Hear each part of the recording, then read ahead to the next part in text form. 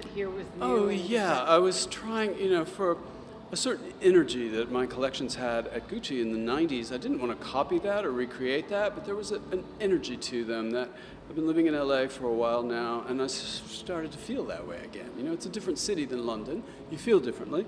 You want to dress in a different way. Color starts to feel different to you than it did when I was living in London. And there are a lot of sort of 90s things floating around in fashion right now. And I thought, well, I know how to do that. The other thing is there's another thing going on in fashion right now, which is a kind of more is more is more is more is more is more is more. And I wanted to pare all that away and have something slicker, sleeker, more streamlined.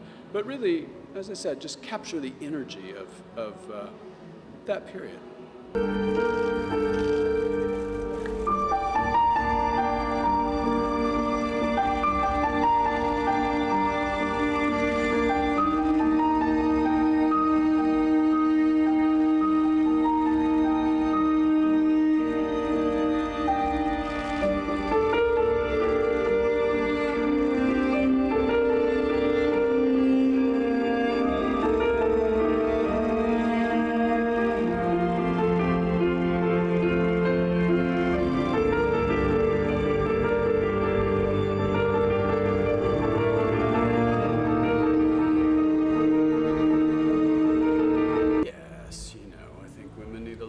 Something, at least I always usually like a little bit of something that catches the light, because those are red carpet dresses.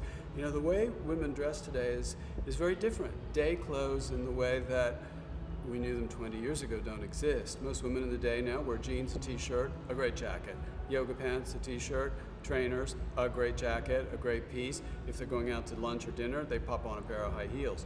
And then for evening, my customer in New York, Los Angeles, wherever she lives in the world, it's a charity event, it's red carpet, I dress a lot of actors, actresses, and then it's a different thing. They make an effort, and so that's why I paused the show, paused the music, changed the light, and then brought those dresses out, which were more sober, but again, they're built for red carpet, so you need a little something that's gonna pop.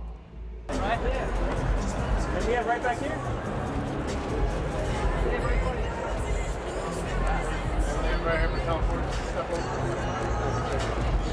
He'd never been to a fashion show. Exactly. He came backstage and said, I've never been to a fashion show. How could you never have been to a fashion show?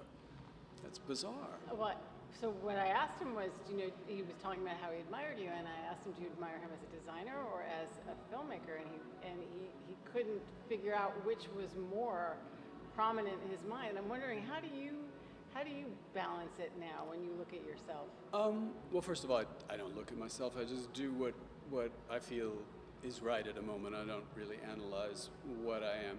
I think that if you're someone who has a story to tell, or a voice, or a vision, for me, the transition, I'm not being egotistical, has been very easy, because as a fashion designer in today's world, when you're running a big corporation like I was at Gucci or at Saint Laurent, they're very similar. You have to hire great people. You have to have a vision, number one. You have to have something to say, whether you're designing a brand, whether you're designing a film, whether you're writing a film, you're directing a film. You have something to say.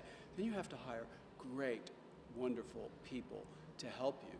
And you have to nurture them and get the best out of them, while at the same time leading them to what that expression was.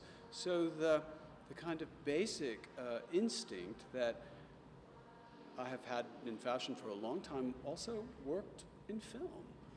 You have to know how to work with people.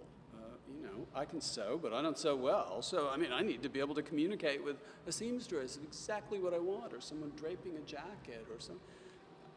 And then on the other side, I have, I've been so fortunate. I worked with Helmut Newton. I worked with Irving Penn. I worked with, of course, Mario Testino. I've worked with so many great photographers for many years, so I understand lighting, framing. That's another part of being a designer today, is shooting ad campaigns. You have to understand, again, what's the message, what are we saying, how are we framing it, what are we putting in it, why, what does this mean, how is it, so.